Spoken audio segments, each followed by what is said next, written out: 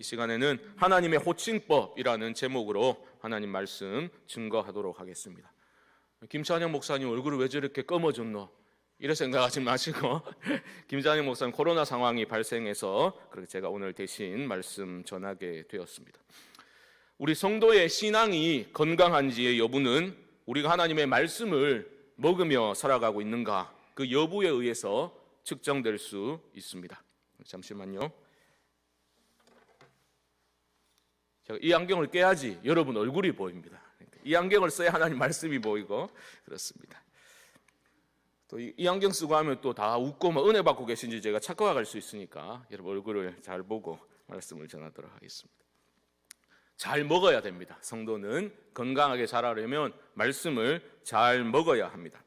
그런데 말씀을 먹는 데 있어서도 그 방법이 필요합니다. 뭐 복잡한 기교가 필요하다기보다는 유의할 점들이 몇 가지 있는데요. 그중 한 가지를 말씀드리며 특별히 구약 성경을 읽어 나갈 때에 또 역사적인 일들과 인물들을 우리가 다룰 때에 있어서 유의할 점이 있다면 그 이야기를 우리가 위인전이나 영웅전처럼 읽으면 안 된다라는 말입니다. 그렇게 읽으면 정말 중요한 그 본질적인 내용들을 놓치기 쉽습니다.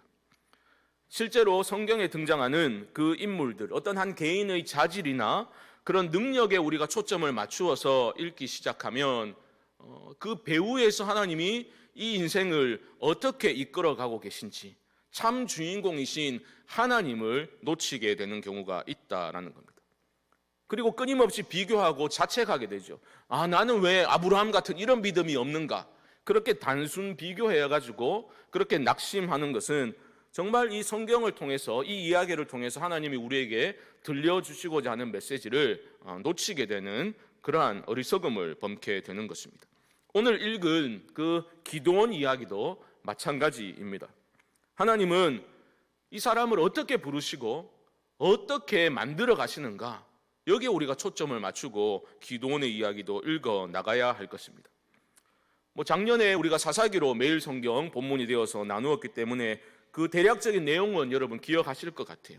이런 거 아닙니까?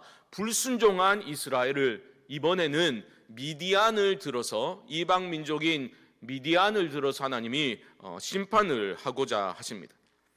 그 이방인들의 침략에 의해서 괴롭힘을 당하자 이스라엘 백성들을 하나님께 부르짖었고 이번에는 하나님이 기드온이라는 사사를 세워서 이스라엘을 구원하고자 하시는 겁니다. 14절 말씀 다시 보십시오. 이렇게 말씀합니다. 여호와께서 그를 향하여 이르시되 너는 가서 이 너의 힘으로 이스라엘을 미디안의 손에서 구원하라.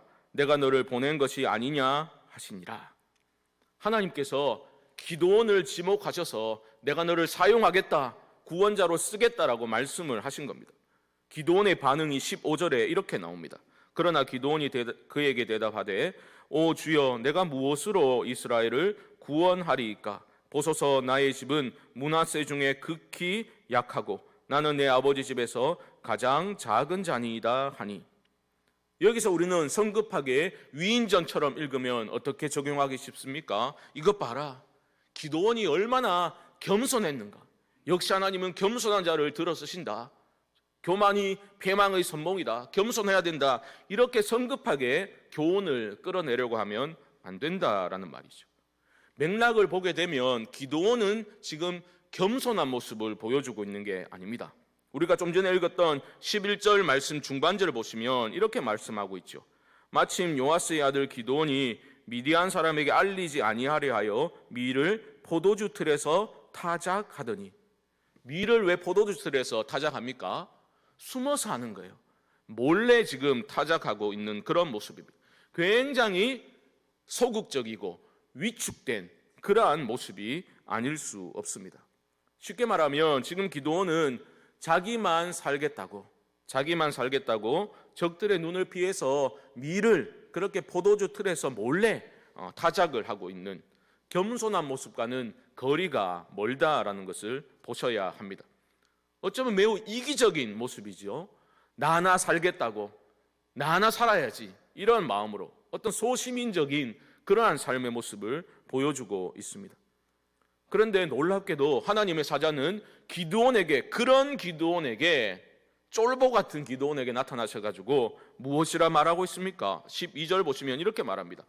큰 용사여 여호와께서 너와 함께 계시도다. 여러분, 여호와의 사자가 기드온을 어떻게 부르고 있는지 잘 보시기 바랍니다. 그저 자기 목숨 연명하겠다고 몰래 포도주 틀에 숨어가지고 밀을 타작하고 있던 한 인생을 하나님이 주목하시고 무엇이라 불러주십니까? 큰 용사여라고 불러주시는 겁니다. 왜 그렇게 부르셨을까요? 기드온은 알 거 아닙니까? 나는 용사 아닌데, 난 지금 딱 걸렸는데, 알고 있는데도 불구하고 왜 큰 용사여 이렇게 불러주신 겁니까? 지금 비꼬고 놀리고 계신 겁니까? 그렇지 않습니다. 이걸 잘 기억하셔야 되는데요, 하나님은 한 인생을 바라보실 때, 특별히 믿음의 하나님의 자녀들을 바라보실 때에 현재의 그 모습, 현재 기드온의 모습을 통해서 하나님은 그 인생을 판단하시는 것이 아니라 당신이 친히 함께 하심으로 그 인생이, 그 쫄보 같은 인생이 얼마나 아름답게 쓰임받을 수 있는지를, 그 미래를 하나님은 내다보시며 그렇게 불러주시는 겁니다. 우리의 능력이 뛰어나고 지혜도 있고 성품도 좋고 그렇게 여러 가지 우리가 완벽히 준비되었기 때문에 하나님이 그 사람을 불러서 사용하시는 것이 아니라 그 안에 감추어진, 아직 드러나지 않았고 부족하다 할지라도 하나님은 그 인생과 함께 하시며 만들어 가실 미래를 내다보시고 이렇게 불러주시는 겁니다. 사랑하는 성도 여러분, 여러분은 하나님께 쓰임받는 인생이 되기를 원하시지요? 아멘 안 하신 분들만 원하시지요? 처음부터 하실 거면 하나님께 쓰임받는 인생이 되고 싶으시잖아요. 그렇죠? 하나님의 눈길로, 그런 분들은 하나님의 눈길로 자신을 바라보고 이 하나님의 호칭법을 배우실 수 있기를 바랍니다. 우리 주님은 우리를 바라보면서, 그렇게 하나님의 시선으로 바라보시면서 이렇게 어리석고 연약하고 넘어지기를 반복하는 우리들을 향해서 뭐라 하십니까? 너는 나의 존귀한 자녀야. 너는 빛과 소금이야. 너는 큰 믿음의 사람이야. 너는 참 비전의 사람이야. 하나님은 이렇게 우리를 불러주시는 겁니다. 왜요? 주눅 들라고 그렇게 부르십니까? 아니죠. 주님 안에서 하나님은 우리가 어떤 존재인지를 다 보고 계신 거예요. 그렇게 불러주심으로, 하나님이 그렇게 불러주시면 그런 인생으로 변화될 것을 하나님은 아시기 때문에 그렇게 우리를 불러주시는 겁니다. 우리는 이러한 하나님의 호칭법을 배워야 합니다. 잘 아시다시피 저는 농담하는 걸 참 좋아하거든요. 그래서 저희 집 애들도 제가 잘 놀립니다. 애들만 놀리는 건 아니지만 어쨌든 잘 놀립니다. 제가 이 말씀을 준비하다 보니까 하나님의 호칭법 하니까 제가 좀 마음에 찔리더라고요. 왜냐하면 저희 집 큰딸이 등장하면 저는 이제 뭐라고 불러주냐 하면 우리 집 최상위 포식자가 납셨다, 제가 이렇게 막 소리치거든요. 큰딸이 지나가면 우리 집 간식이 남아나는 게 없어요. 제가 막 숨겨둔 간식도 어느 날 보면 막 빈 박스만 되어 있고 막 이렇더라고요. 그래서 제가 장난이긴 하지만 우리 집 최상위 포식자라고 부른 게 많이 찔리더라고요. 그래서 제가 고치려고 합니다. 자녀뿐 아니라 우리 교회에 속한 다음 세대를 바라보면서 불러줄 때도 하나님의 호칭법을 적용하고 불러주어야 합니다.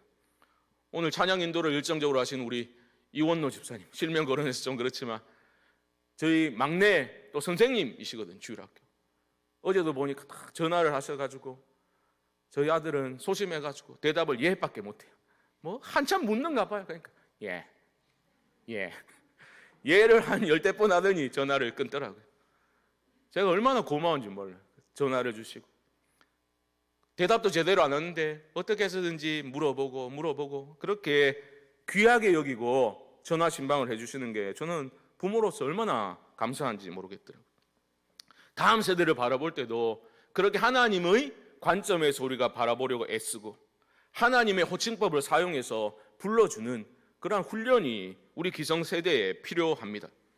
하나님의 관점으로 그들을 바라봐야 돼요.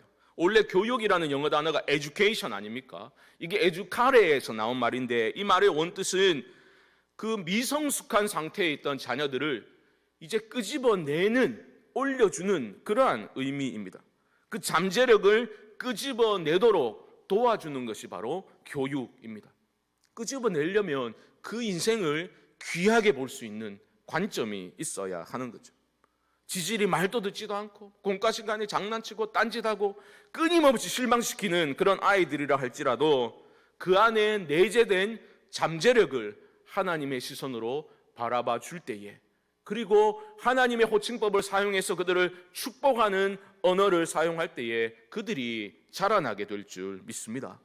오늘 2부 예배 때 설교하다 보니까 어떤 할머니 옆에 앉아가지고 손자가 계속 막 졸고 있더라고요. 할머니 애가 달아가지고 막 깨우려고 하는데, 그럼에도 불구하고 그런 아이들을 축복해 줘야 돼요. 아이고, 교회에 와서 졸고 있는 게 얼마나 귀하냐, 졸더라도 교회에서 졸아라, 그렇게 축복해 줘야 된다 말입니다. 하나님의 눈으로 아이들을 바라보고 청년들을 바라보고 그렇게 대해 주시기 바랍니다. 그럴 때 하나님의 손길이 역사하게 되는 겁니다. 물론 시간이 걸리겠죠. 여러분 삶을 돌아보십시오. 여러분들은 시간이 안 걸렸습니까? 기도원도 마찬가지입니다. 기도원은 큰 용사여 여호와께서 너와 함께 계시도다, 이 말씀을 듣고서 어떤 반응을 보였습니까? 13절 말씀 보시면 기도원이 그에게 대답하되 오 나의 주여 여호와께서 우리와 함께 계시면 어찌하여 이 모든 일이 우리에게 일어났나이까? 또 우리 조상들이 일찍이 우리에게 이르기를 여호와께서 우리를 애굽에서 올라오게 하신 것이 아니냐 한 그 모든 이적이 어디 있나이까? 이제 여호와께서 우리를 버리사 미디안의 손에 우리를 넘겨주셨나이다 하니, 큰 용사여라고 불러주었는데 기도는 지금 무엇을 하고 있는 겁니까? 불평하고 있는 거예요. 요지는 이겁니다. 아니, 여호와께서 함께 하신다 했는데 여호와께서 함께 하신다면 우리가 왜 이런 꼴을 당하고 있습니까? 왜 이런 고난이 우리를 찾아온 겁니까? 하나님이 우리를 버리신 게 아닙니까? 함께 하시는 게 아니라 우리를 버리신 게 아닙니까? 라고 하나님이 선언하신 내용을 믿음으로 받아들이지 못하고 의심하는 연약한 모습을 보여주고 있습니다. 이것이 바로 성경의 인물들이 우리에게 교훈하는 바입니다.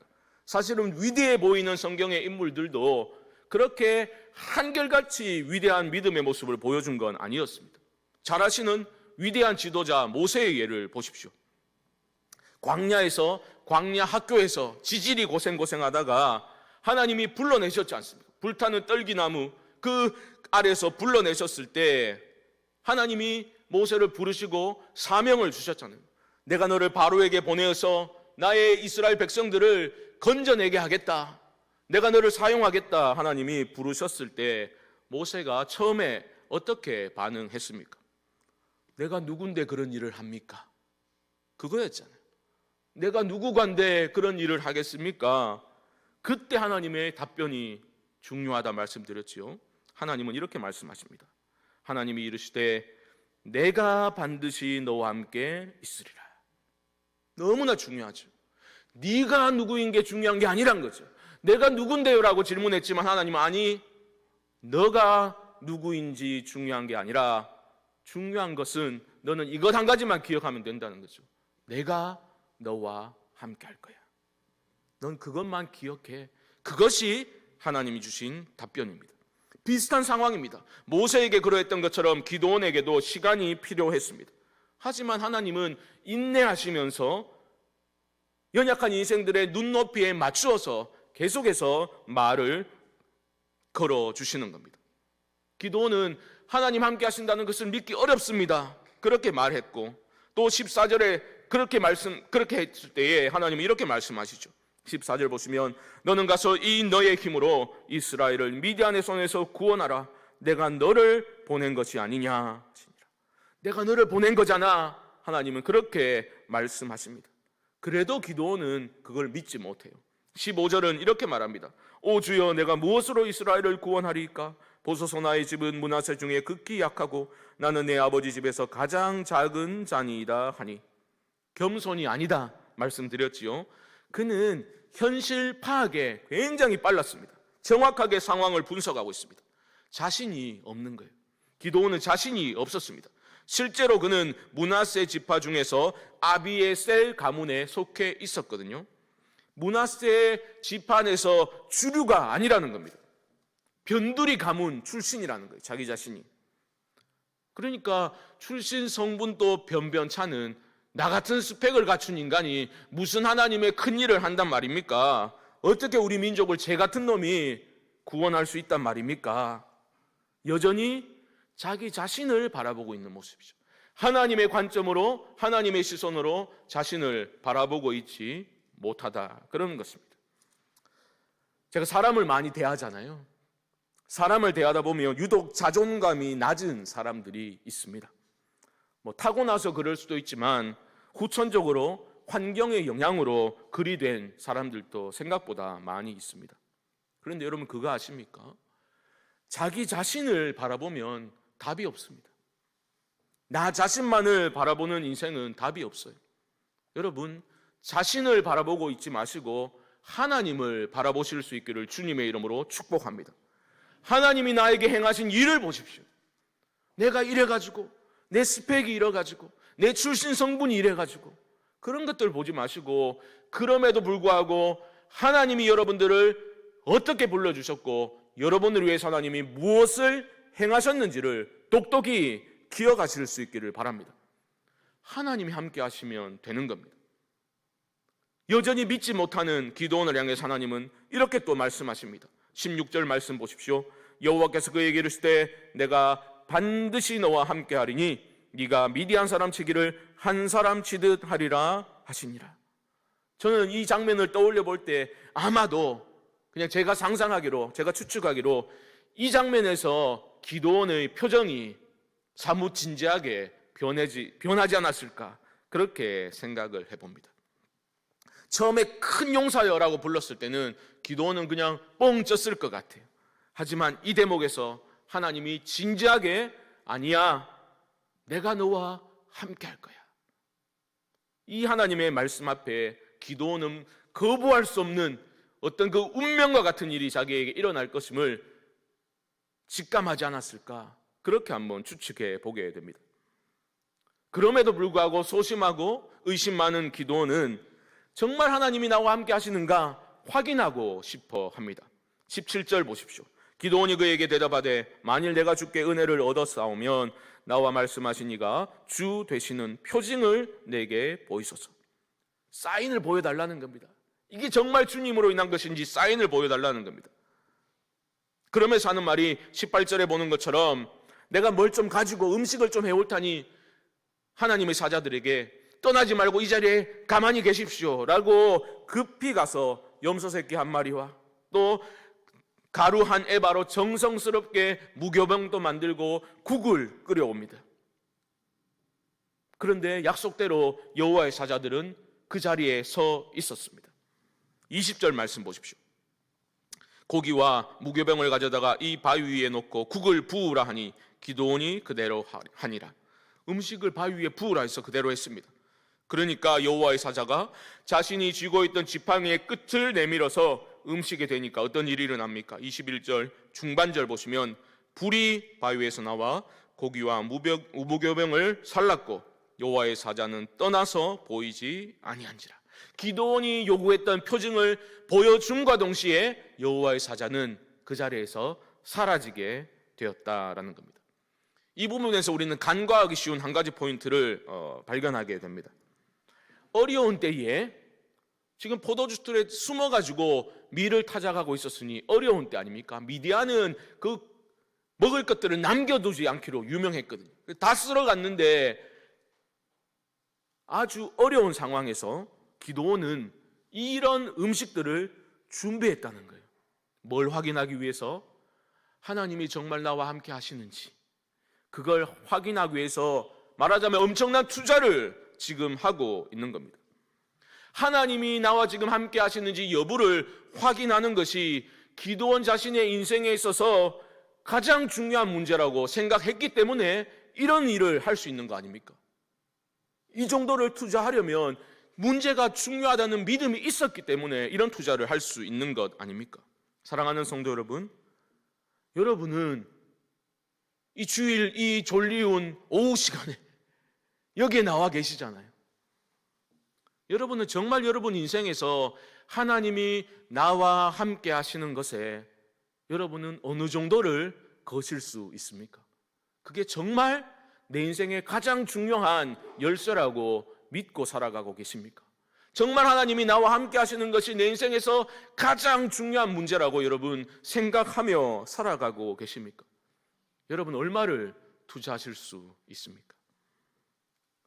예수님이라는 분이, 하나님이라는 분이 그저 실생활에는 별 도움 안 되지만 뭐 사랑해주면 좋고 뭐 안 하면 할 수 없고 마음의 평안 정도 주시는 분으로 여러분 그렇게 받아들이고 있지는 않습니까? 실생활에 아무 도움 안 되지만 그래도 교회 와서 앉아있으면 좀 마음이 편안하고 뭐 안정되고 그 정도로 여러분 느끼고 계시지는 않습니까?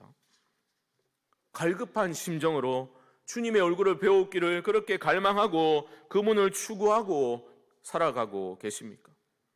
우스갯소리가 있더라고요. 많은 사람들이 천국 가서 예수님을 직접 만나게 되면 가장 많은 인사말이 이런 거랍니다.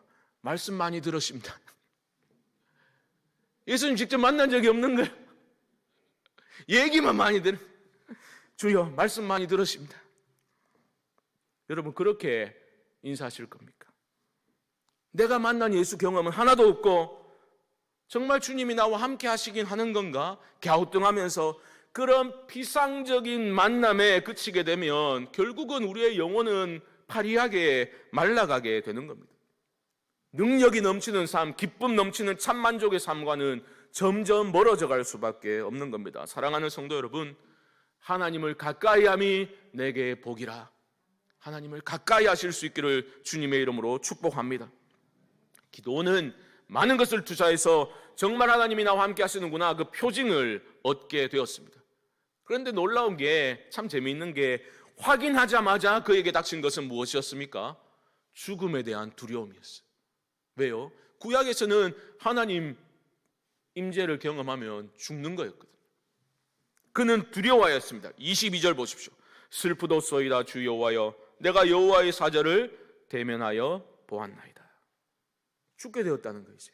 그러자 23절에서 하나님은 그를 안심시키고 계시죠. 23절 보십시오. 너는 안심하라 두려워하지 말라 죽지 아니하리라. 기도는 이제 하나님의 음성을 듣게 된 겁니다. 그리고 그 자리에서 하나님의 인재를 경험하고서 제단을 쌓지요. 그 유명한 여호와 샬롬이라고 이름을 짓습니다. 하나님 경험하고 하나님 주시는 평화를 미리 맛보게 된 겁니다. 이 평화는 그냥 개인적인 위로가 아니라 앞으로 미디안의 손에서 이스라엘을 구원해 내므로써 그 민족 전체가 맛보게 될 평화를 미리 맛보여 주신 겁니다. 달라진 거지요. 한 인물, 소시민적인 삶, 자기 자신의 행복이 전부인 양 추구하며 살아가던 그 한 인생에게 하나님이 찾아오셨습니다. 그리고 큰 용사여라고 그를 불러주심으로 이 모든 일이 시작된 것입니다. 의심하고 뒤로 빼고 불평하고 핑계대던 그를 하나님은 인내하고 또 인내하고 용납하시면서 그의 눈높이에 맞춰서 말을 건네시고 결국 그를 만들어가고 계신 겁니다. 여러분 이 하나님의 음성을 잊지 마시기 바랍니다. 네가 어떤 인물인지 그건 하나도 중요하지 않아. 너의 출신 성분, 너의 학벌, 너의 재산, 너의 건강 하나도 중요하지 않아. 내가 너와 반드시 함께 한다는 것, 그 한 가지만 기억해. 여러분 각자를 향한 주님의 음성으로 받으실 수 있기를 주님의 이름으로 축복합니다. 우리는 연약하지요. 끊임없이 자신을 바라보고 자신을 바라볼 때에 우리는 연약하고 마음에 들지 않는 것만 너무나 집착해서 바라볼 때가 많습니다. 하지만 훈련하십시오. 하나님의 시선으로 여러분 자신을 바라보십시오. 축복의 언어를 사용하십시오. 그리고 자기만 두드리고 있지 말고 옆에 있는 사람들도 그렇게 바라봐 주시고 축복의 언어를 사용해 주시기 바랍니다.